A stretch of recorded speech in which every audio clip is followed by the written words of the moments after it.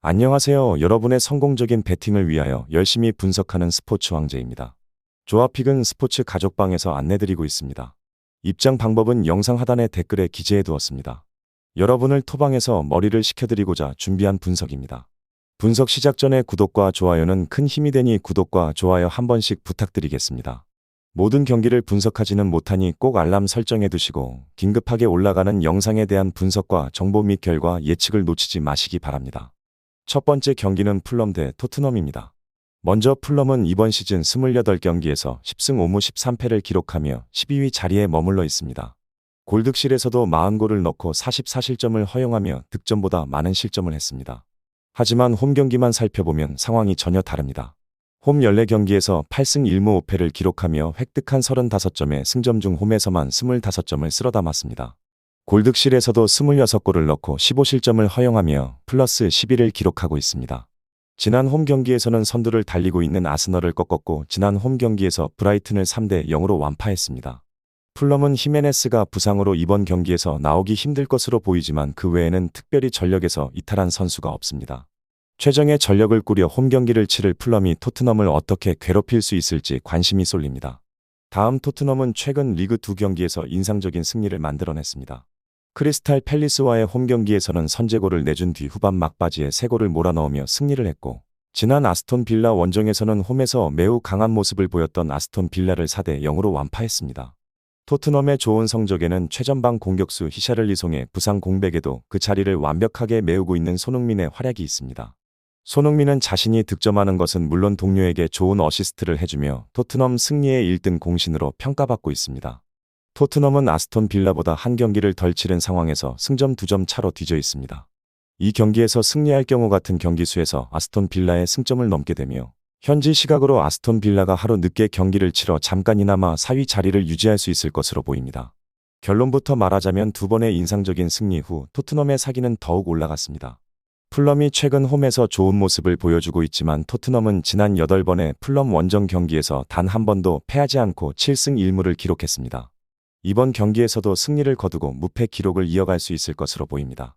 토트넘의 승리를 추천드립니다. 두 번째 경기는 벌리 대 브렌트퍼드입니다. 먼저 벌리의 부진은 상당히 길어지고 있습니다.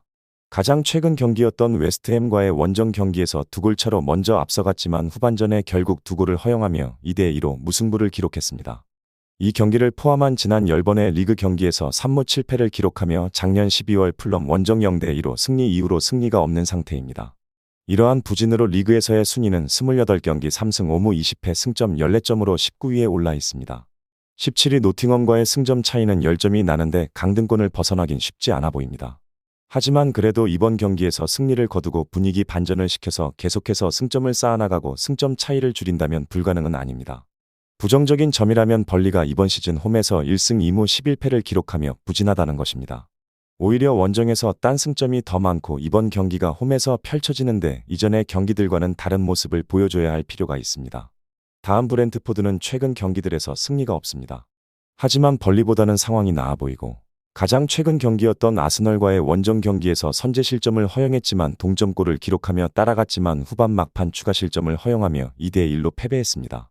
이날 패배로 리그에서 5경기에서 1무 4패로 승리가 없는 브렌트포드지만 그 상대들이 현재 리그에서 1, 2, 3위에 위치한 아스널, 리버풀, 맨시티였다는 것도 감안해야 합니다. 최근 경기들에서 승리를 거두지 못하고 무승부보단 패배가 많아지며 그들의 리그에서의 순위는 28경기 7승 5무 16패 승점 26점으로 15위에 위치해 있습니다. 강등권과는 5점 차이밖에 나지 않기 때문에 이러한 부진이 이어진다면 강등권으로 내려갈 수도 있습니다. 따라서 이번 경기에서 반드시 승리를 거두고 분위기 반전을 하길 위할 그들입니다. 브렌트포드는 벌리와의 홈에서의 맞대결에서 3대 0으로 대승을 거뒀는데 이번 경기에서도 승리를 거두며 벌리를 상대로 1935 시즌 이후로 처음으로 더블을 노립니다. 결론부터 말하자면 두 팀 모두 부진 중입니다. 하지만 강팀을 상대했고 그래도 무승의 기간이 덜 긴 브렌트포드가 이번 시즌 홈에서 상당히 부진 중인 벌리를 상대로 승리를 거둘 것으로 예상됩니다. 브렌트포드의 승리를 추천드립니다. 세 번째 경기는 루턴타운 대 노팅포레스트입니다. 먼저 루턴은 14일 치른 본머스와의 원정 경기에서 3대 4로 역전패를 당했습니다. 8경기 동안 승리가 없이 5승 6무 17패 승점 21점이 된 루턴타운은 18위에 머물렀습니다. 전반전은 루턴이 날아다녔고 9분 만에 총에 헤더 선제골로 앞서 나갔습니다.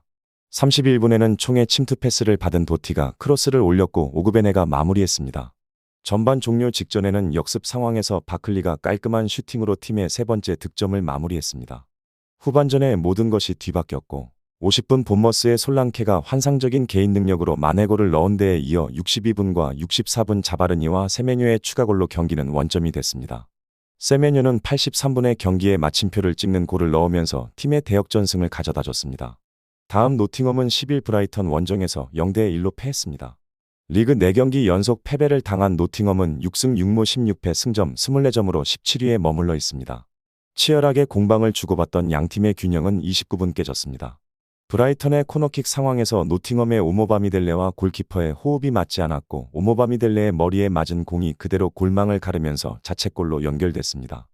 노팅엄은 후반 들어 좋은 찬스를 여러 차례 가져갔습니다. 역습 상황에서 오리기가 단독 돌파 이후 슈팅을 가져갔지만 브라이턴 골키퍼의 발에 맞고 튕겨나갔습니다. 우드도 경기 막판 슈팅을 기록했지만 골문을 벗어났습니다. 결국 노팅엄은 동점골을 만들지 못하고 4연패에 빠지게 됐습니다. 결론부터 말하자면 루턴은 현재 아데바요, 제이콥 브라운, 조 존슨 등 10명의 선수가 부상으로 출전하지 못하는 상황입니다.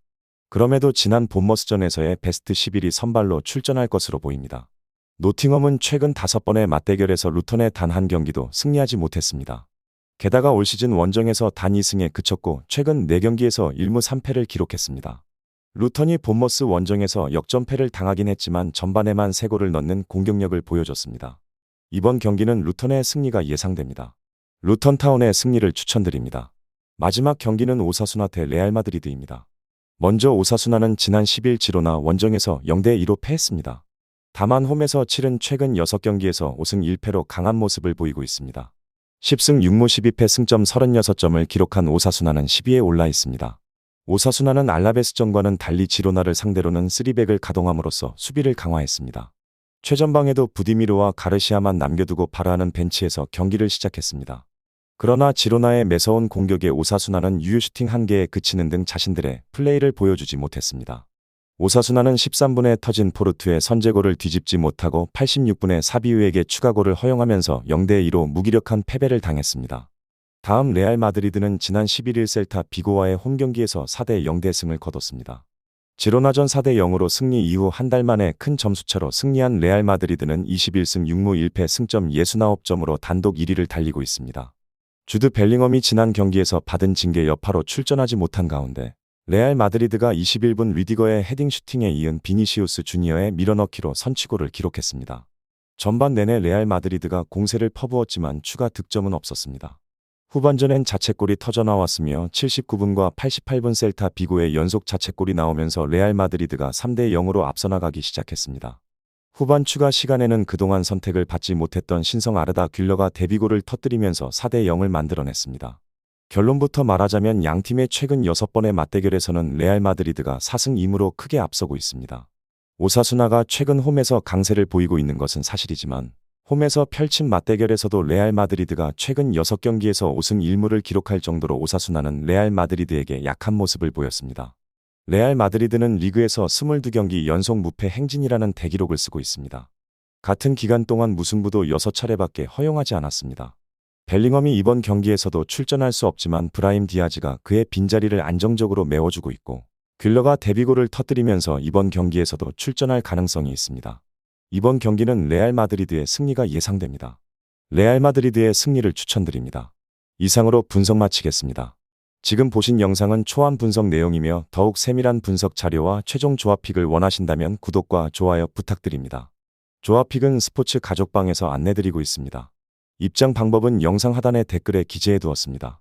프로토가 처음이신 분들 혹은 프로토를 좋아하는데 적중률이 낮으신 분들께서는 주저하지 마시고 전문가의 도움으로 수익률 극대화하시는 것을 추천드립니다. 토토는 단지 운으로 하는 게임이 절대 아닙니다. 모든 분야 전문가들이 존재하듯 프로토도 전문가들이 존재합니다. 경기 전 다양한 분석 자료 확인 필수이며 가장 중요한 정보력이 수익의 90% 이상 지분을 차지하고 있습니다. 영상 시청해 주셔서 감사합니다.